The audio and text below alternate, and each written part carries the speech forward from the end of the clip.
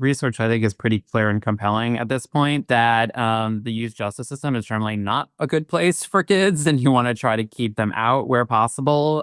Research has really shown that if you take similar kids who are diverted from the juvenile justice system, even if those kids get no services, they're less likely to reoffend, they're more likely to complete high school, they're less likely to experience kind of the trauma of being in the system. So really, as jurisdictions are concerned around kids who are committing these more serious offenses, I think part of our push is to say, then focus the youth justice system and its limited resources on those higher risk kids and not on kids that have a low risk to reoffend and we know are actually getting more harmed by the system. Part of that is also, like, again, making sure that if there are services, that those services are available outside of the youth justice system. So using screening and assessment, including trauma screenings, and we still see in most places that's not common practice.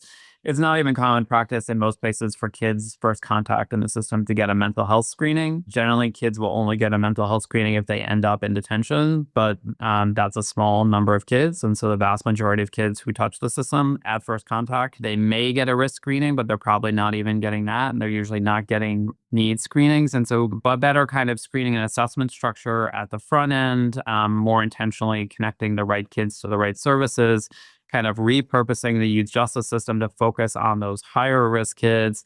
Research has consistently shown, including the research that we've done, that it's actually the highest risk kids in the system that often get the least amount of services. That seems counterintuitive, but it's another reason to keep low risk kids out of the youth justice system. If they're in, they're the kids that are easier to serve. They're the kids that the courts and probation officers like to work with more. They're the kids that stay in programs more and service providers like to work with more. So really prioritizing those intensive community-based programs for the higher risk kids and paying attention to the service models.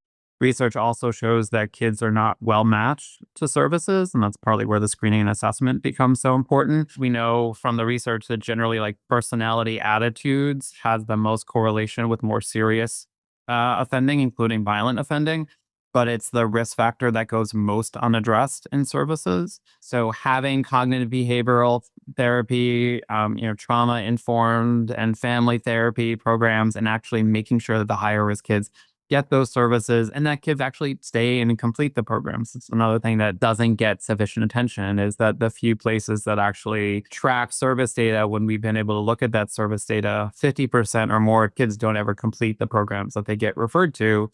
They're spending money on programs, but kids aren't getting the benefits, not necessarily because the programs aren't effective, but kids and their families obviously deal with a lot of different challenges. So, it goes back to the service piece and really giving attention both at kind of the macro capacity level, but also at the more micro, like implementation fidelity, kid matching, dosage, successful outcomes to what's happening in terms of local services.